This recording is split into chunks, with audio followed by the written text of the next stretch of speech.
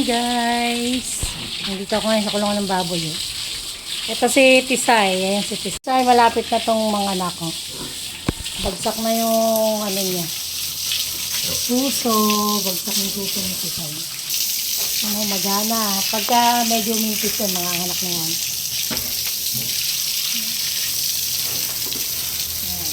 Ngayon February 10 ng June.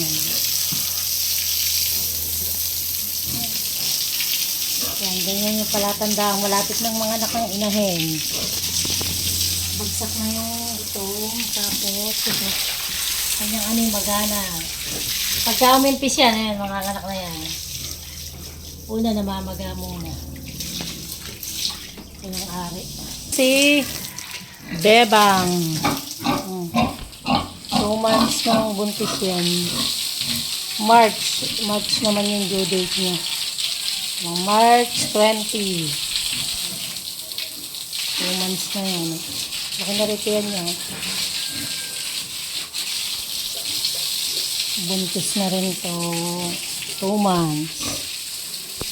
Naman si Pula. Yan naman si Pula. 2 months din buntis to.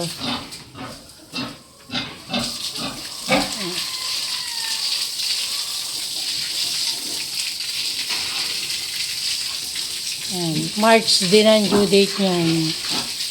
Halos sunod lang sila ni Bebang. Ito mga March 15. Ayan, nanganak siya ng March 15. Nagmimerienda ko sila ng Madre de Agua. Ito si Bless, kabuhanan na rin niya ngayong February 15. Ang due date nito. Bagsak na rin yan niya. Yan, at magana rin yung kanyang pag-impis din yan. Yan yung palatandaan pagka mga anak ng baboy. Magana yung ari. Tapos, pag-impis, saka mga anak yan. I-impis yan.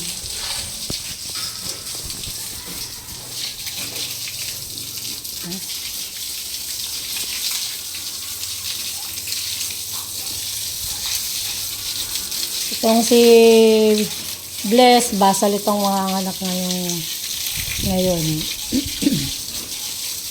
Basal pa lang yan. Bagsak na ako na yung tiyan niya. Bless, laki ng tiyan.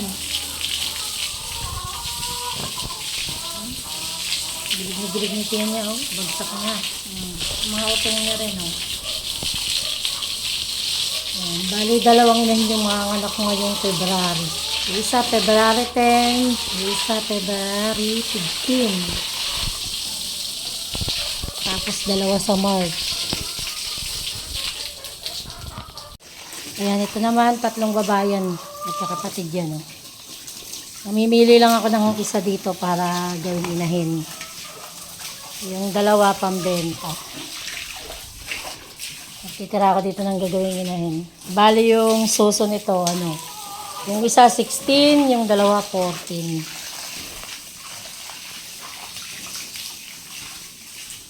Malinis lagi ang kulungan.